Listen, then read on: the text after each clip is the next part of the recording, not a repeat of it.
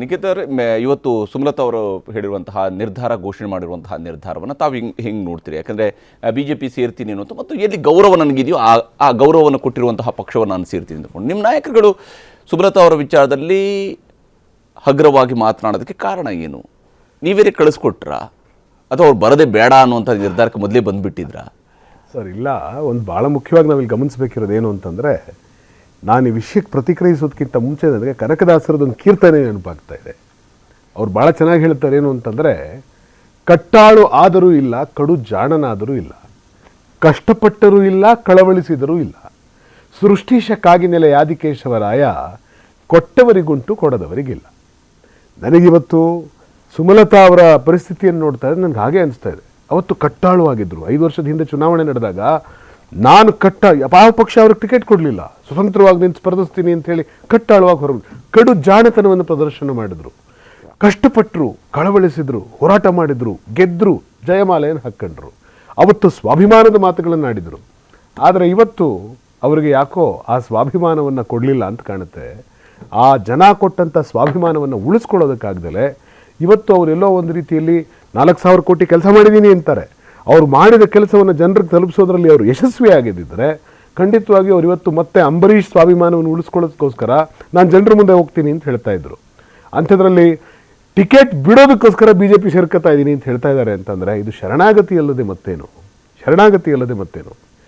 ಬಹುಶಃ ಸುಮಲತಾ ಅವರ ರಾಜಕೀಯ ಜೀವನದ ಅಥವಾ ಅಂಬರೀಷರವರ ಒಂದು ಲೆಗೆಸಿಗೆ ಸುಮಲತಾ ಅವರು ಒಂದು ರೀತಿಯ ಒಂದು ತಣ್ಣೀರೆಚ್ಚುವಂಥ ಒಂದು ಪ್ರಯತ್ನ ಮಾಡಿದ್ರು ಅಂತ ನನಗನ್ನಿಸ್ತಾ ಇದೆ. ಸುಮಲತಾ ಅವರು ಆ ಸ್ವಾಭಿಮಾನದ ಹೋರಾಟವನ್ನು ಮುಂದುವರಿಸಿದ್ದಿದ್ರೆ ಖಂಡಿತವಾಗಿಯೂ ಇವರು ಒಂದಷ್ಟು ಮತಗಳನ್ನು ಸಂಗ್ರಹ ಮಾಡಿ. ಆದರೆ ಕಳೆದ ಚುನಾವಣೆಯಲ್ಲಿ ಈಗ ಅಲ್ಲಿ ಅನಕೇರಿ ಶಶಿಕುಮಾರ್ ಅವರು ಕೂಡ ಒಪ್ಕೊಂಡ್ರು, ಕಾಂಗ್ರೆಸ್ನವರು ಸುಮಾರು 90% ಅಷ್ಟು ಬೆಂಬಲವನ್ನು ಕೊಟ್ಟಿದ್ರು. ಹೌದು, ನಿಮ್ಮ ಮೈತ್ರಿ ಹೆಂಗೆ ನಡೆದಿತ್ತು, ಏನು ನಡೆದಿತ್ತು ಅನ್ನೋಂಥದ್ದು ಜಗಜ್ಜಾಹಿರಾಗಿರುವಂಥದ್ದೇ ವಿಚಾರ ಆಗಿರೋದಾಗಿ ಬಹುಶಃ ಅನಕೇರಿ ಶಶಿಕುಮಾರ್ ಅವರು ಕೂಡ ಅದನ್ನೇನು ಮುಚ್ಚುಮರೆ ಇಲ್ಲದೇನೆ ಅವರು ಕೂಡ ಹೇಳ್ತಾ ಇದ್ದಾರೆ, ಹಿಂಗೆ ಕಾಂಗ್ರೆಸ್ ಅವರು ಕಳೆದ ಬಾರಿ ಬೆಂಬಲ. ಆದರೆ ಕಾಂಗ್ರೆಸ್ ಅವ್ರಿಗೆ ಯಾವತ್ತೂ ಕೂಡ ಸುಮಲತಾ ಅವರು ನಮ್ಮ ಪಕ್ಷದಲ್ಲಿ ಇರಬೇಕು ಅಂತೇಳಿ ಅನ್ನಿಸ್ಲಿಲ್ವಾ? ನಿಮಗೆ ಅಂಬರೀಷ್ ಲೆಗಸಿ ನಿಮ್ಮ ಪಕ್ಷದಲ್ಲಿ ಬೇಕು ಅಂತೇಳಿ ಅನ್ನಿಸ್ಲಿಲ್ವಾ? ಅಂಬರೀಷ್ ಅವರು ನಿಮ್ಮ ಪಕ್ಷದ ನಾಯಕರಾಗಿದ್ದರು, ಸಂಸದರಾಗಿದ್ದರು, ಸಚಿವರಾಗಿದ್ದರು, ಆಮೇಲೆ ಮಧ್ಯದಲ್ಲಿ ಅವ್ರನ್ನ ಅಧಿಕಾರದಿಂದ ಕೆಳಗಿಳಿಸಿದ್ರಿ. ಇಲ್ಲ, ರಾಜಕಾರಣದಲ್ಲಿ ಕೆಲವೊಮ್ಮೆ ಎಲ್ಲ ಪಕ್ಷದಲ್ಲೂ ಅಥವಾ ಕೆಲವು ಪಕ್ಷಗಳಲ್ಲಾದಿರೋ ಒಂದು ರೀತಿಯ ನಡವಳಿಕೆ ಇರ್ತದೆ. ಅದೇನು ಅಂತಂದರೆ ಗೆದ್ದ ಮೇಲೆ ಬದಲಾಗುವಂಥ ಮನಸ್ಥಿತಿ. ಇವರು ಪಕ್ಷಾತೀತರಾಗಿದ್ದರಿಂದ ಇವರು ಗೆದ್ದ ಮೇಲೆ ಆದರೂ ಕೂಡ ಇವ್ರ ಜೊತೆಗೆ ನಿಂತವ್ರ ಜೊತೆಗೆ ಅತ್ಯುತ್ತಮವಾದ ಬಾಂಧವ್ಯವನ್ನು ಇಟ್ಕೊಳ್ಬೇಕಾಗಿತ್ತು. ಆದರೆ ಗೆದ್ದ ನಂತರ ಗೆಲ್ಲುವುದಕ್ಕೆ ಮುಂಚೆ ಆ ಹೋರಾಟದ ಛಾತಿಯನ್ನು ತೋರಿಸ್ತಾ ಇವರ ಜೊತೆಗೆ ನಿಂತು ಇವರ ಸಹಕಾರವನ್ನು ಪಡೆದವರು ಗೆದ್ದ ನಂತರ ಅವರನ್ನು ಎಂದಿಗೂ ಕೂಡ ಪರಿಗಣಿಸದೆ ಇದ್ದ ನಡವಳಿಕೆಯನ್ನೂ ಕೂಡ ಮಂಡ್ಯದ ಜನ ಗಮನಿಸಿದ್ದಾರೆ ಸರ್. ಓಕೆ, ಆದರೆ ಪ್ರಕಾಶ್ ಅವರೇ, ತಮ್ಮ ಪ್ರಕಾರ ಕಳೆದ ಅಸೆಂಬ್ಲಿ ಚುನಾವಣೆಯ ಸಂದರ್ಭದಲ್ಲಿ ಟಾರ್ಗೆಟ್ ಹಳೆ ಮೈಸೂರು ಅನ್ನುವಂಥದ್ದನ್ನು ಬಹುಶಃ ಬಿಜೆಪಿ ಬಹಳ ದೊಡ್ಡ ಮಟ್ಟದಲ್ಲಿ ಇಟ್ಕೊಂಡಿತ್ತು. ಅದರ ಭಾಗವಾಗಿ ಅವತ್ತು ಸುಮಲತಾ ಅವರ ಸಹಕಾರವು ಕೂಡ ನಿಮಗೆ ತಗೊಂಡಿದ್ರೆ, ಟೆಕ್ನಿಕಲಿ ಅವರು ಪಾರ್ಟಿಗೆ ಜಾಯ್ನ್ ಆಗಿದ್ರು ಕೂಡ ಅವ್ರ ಬೆಂಬಲಿಗರು ಒಂದಿಷ್ಟು ಮಂದಿ ಟಿಕೆಟ್ ತಗೊಂಡು ಸ್ಪರ್ಧಿಸಿರುವಂಥದ್ದು ಕೂಡ ಆಗಿದೆ. ಈಗ ಅವರು ಅಧಿಕೃತವಾಗಿ ಬಿಜೆಪಿ ಜಾಯ್ನ್ ಆಗ್ತಿರೋದು ಯಾವ ಸ್ವರೂಪದಲ್ಲಿ ತಾವು ನೋಡ್ತೀರಿ ಇದನ್ನು, ಮೈತ್ರಿ ದೃಷ್ಟಿಯಿಂದ ನೋಡಿದಾಗ ಮತ್ತು ಕಾಂಗ್ರೆಸ್ ಬಗ್ಗೆ ಅವರು ಹೇಳ್ತಾ ಇರುವಂಥ ಮಾತುಗಳು ಗಮನಿಸ್ತಾರೆ? ನೋಡಿ, ಕಳೆದ ಬಾರಿ JDS ಮತ್ತು ಕಾಂಗ್ರೆಸ್ ಪಾರ್ಟಿ ಮೈತ್ರಿಕೂಟ ಆಯಿತು. ಇಬ್ಬರು ಒಟ್ಟಿಗೆ ಸೇರಿ ಚುನಾವಣೆ ಸ್ಪರ್ಧಿಸಿ ಮುಖ್ಯಮಂತ್ರಿಗಳಾಗಿದ್ದರು ಕುಮಾರಸ್ವಾಮಿ ಅವರು. ಸುಮಲತಾ ಅವರು ಅಂಬರೀಷ್ ಅವರ ಪತ್ನಿಯವರು. ಅಂಬರೀಷ್ ಅವರು ಆಗ ಕಾಂಗ್ರೆಸ್ಸಲ್ಲಿ ಇದ್ದವರೇ. ಅವರು ಕಾಂಗ್ರೆಸ್ಸಲ್ಲಿ ಟಿಕೆಟ್ ಕೇಳೋದು ಸುಮಲತಾ ಅವರು ನನಗೆ ತಿಳಿದಂಗೆ. ಆದರೆ ಕಾಂಗ್ರೆಸ್ಸು ಅದಕ್ಕೆ ಅವತ್ತು ಟಿಕೆಟ್ ಕೊಡಲಿಲ್ಲ. ಅದನ್ನು ಆ ಸೀಟನ್ನು ಅವರು JDSಗೆ ಬಿಟ್ಟುಕೊಟ್ರು. ಅವರು ಅಲ್ಲೇ ನಿಖಿಲ್ ಕುಮಾರಸ್ವಾಮಿ ನಿಂತರು. ಆಗ ಕಾಂಗ್ರೆಸ್ ಅವರು ಇವರು ಬೆಂಬಲಕ್ಕೂ ಬರಲಿಲ್ಲ, ಮಂತ್ರಿ ಆಗಿದ್ದರು ಅಂಬರೀಷ್ ಅವರು, ಬಿಟ್ಟರು. ಇಷ್ಟೆಲ್ಲ ಮಾಡಿದ ಮೇಲೂ ಇವ್ರ ಜೊತೆ ನಿಲ್ಲಿಲ್ಲ ಅಂತ ಆವಾಗ ಕಾಂಗ್ರೆಸ್ ಮಾಡಿದ ಅಪಮಾನಕ್ಕೆ ಅವರು ನನ್ನ ಸ್ವಾಭಿಮಾನಕ್ಕೆ ಧಕ್ಕೆ ಆಗಿದೆ ಅಂತ ಹೇಳ್ಬಿಟ್ಟು ಅಲ್ಲೋಗಿ ಮಂಡ್ಯದಲ್ಲಿ ಎಲೆಕ್ಷನ್ ನಿಂತರು. ಒಂದು ವಾತಾವರಣ ಬಂತು, ಅತ್ಯಂತ ತೂಕದಿಂದ ಮಾತಾಡ್ತಿದ್ರು. ಅವತ್ತು ಪ್ರಬುದ್ಧ ರಾಜಕಾರಣಿ ಹೆಂಗೆ ಮಾತಾಡಬೇಕು ಅದನ್ನು ಬೇರೆಯವ್ರಿಗೆ ಮಾದರಿ ಆಗುವಂಗೆ ಅವರು ಅವತ್ತು ಮಾಡಿಕೊಟ್ರು.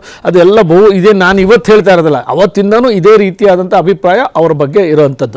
ಕಾಂಗ್ರೆಸ್ ಅವತ್ತು ಅವ್ರ ಜೊತೆ ನಿಲ್ಲಿಲ್ಲ. ಇವತ್ತು ಹೇಳ್ತಾರೆ ಅವರು ಸ್ವಾಭಿಮಾನ ಬಿಟ್ಬಿಟ್ರು, BJPಗೆ ಸೇರಿಬಿಡ್ತಾ ಇದ್ದಾರೆ, ಆ ಸೀಟ್ ಬಿಟ್ಬಿಟ್ರು ಅಂತ. ಇವ್ರದ್ದೇನು ಉದ್ದೇಶ ಅಂದರೆ ಇವತ್ತು ಅವ್ರು ನಿಂತಬೇಕು, ತಿರುಗಿ ಮತ್ತೆ ಪಕ್ಷೇತರ ನಿಂತ್ಕೋಬೇಕು, ಆಗ ತಮ್ಮ ಅಭ್ಯರ್ಥಿಗೆ ಅನುಕೂಲ ಆಗುತ್ತೆ ಅನ್ನೋ ಒಂದು ಸ್ವಾರ್ಥ ದೃಷ್ಟಿ ಈಗಲೂ ಅದೇ ಥರದ್ದು ಮಾಡ್ತಾರೆ.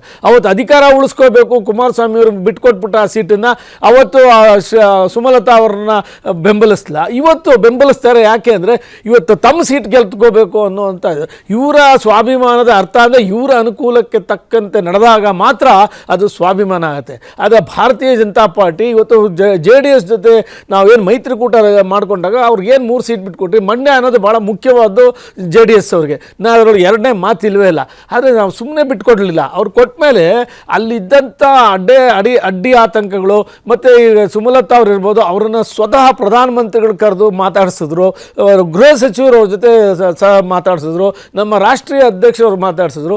ಅವರಿಗೆ ಈ ಸೀಟು ಬಿಟ್ಟರೆ ಇವತ್ತು ದೇಶಕ್ಕೆ ಏನು ಒಳ್ಳೆಯದು, ನರೇಂದ್ರ ಮೋದಿ ಪ್ರಧಾನಿ ಆಗೋಕ್ಕೆ ಎಷ್ಟು ಅನುಕೂಲ ಆಗುತ್ತೆ, ಇದು ಒಟ್ಟಾರೆ ರಾಜ್ಯಕ್ಕೂ ಎಷ್ಟು ಅನುಕೂಲ ಆಗುತ್ತೆ ಅನ್ನೋದನ್ನು ಮನವರಿಕೆ ಮಾಡಿಕೊಟ್ಟಿದ್ದಕ್ಕೆ ಅವರು ಇವತ್ತು ಬಿಟ್ಕೊಟ್ಟಿರೋವಂಥದ್ದು ದೊಡ್ಡತನ. ಅದು ನಮ್ಮ ನಾವು ರಾಜಕೀಯದಲ್ಲಿ ನೋಡ್ತೀವಿ, ಸೀಟ್ ಕೊಟ್ಟಿಲ್ಲ ಅಂತ ನಾವು ಪಾರ್ಟಿಗೂ ಬಿಟ್ಬಿಡೋದು, ಅದ್ಯಾವುದೋ ಜಾತಿ ಹೆಸರು ಹೇಳ್ಕೊಂಡು ಅದಕ್ಕೆ ಅವಮಾನ ಮಾಡಿದ್ರು ಅನ್ನೋಂಥದ್ದು, ಮತ್ತೊಂದು ಹೇಳೋವಂಥದ್ದು ಇವತ್ತು ಸರ್ವೇ ಸಾಮಾನ್ಯ ಆಗಿರುವಂಥದ್ದು. ಇದೊಂದು ಅಪರೂಪವಾದ ನಡುವೆ ತೋರಿಸಿದಾರಲ್ಲ, ಅದು ಇವತ್ತಿನ ರಾಜಕಾರಣಿಗಳಿಗೆ ಅದು ಮಾದರಿ ಆಗಬೇಕು. ಮತ್ತು ಯಾವ ರೀತಿ ನಿರ್ವಹಣೆ ಮಾಡಬೇಕು ಚುನಾವಣೆನ ಅನ್ನೋದನ್ನು ಕೂಡ BJP ತೋರಿಸ್ಕೊಟ್ಟಿದೆ. ಪಾಪ ಕಾಂಗ್ರೆಸ್ ಅವ್ರಿಗೆ ಬಹಳ ನಿರಾಸೆ ಆಗಿದೆ. ಅವರು ಅನ್ಕೊಂಡಿದ್ರು ಮಾತಾಡ್ತೀನಿ, ನಾನು ರಾಜಗೌಡರು ಮಾತಾಡಿಸ್ತೀನಿ. ಕನ್ನಡಿಗರ ನೆಚ್ಚಿನ ನ್ಯೂಸ್ 18 ಕನ್ನಡ ಈಗ ವಾಟ್ಸ್ಆಪ್ನಲ್ಲೂ ಲಭ್ಯ. ಕರ್ನಾಟಕ, ದೇಶ ವಿದೇಶಗಳ 360 ಡಿಗ್ರಿ ಸುದ್ದಿಯ ವಿವರಗಳನ್ನ ನಿಮ್ಮ ಕೈ ಬೆಳುಗಳಲ್ಲೇ ಪಡಿಲಿಕ್ಕೆ ಈ QR ಕೋಡ್ ಅನ್ನ ಸ್ಕ್ಯಾನ್ ಮಾಡಿ, ನಮ್ಮ ಚಾನಲ್ ಫಾಲೋ ಮಾಡಿ, ನೋಟಿಫಿಕೇಶನ್ ಆನ್ ಮಾಡಿ.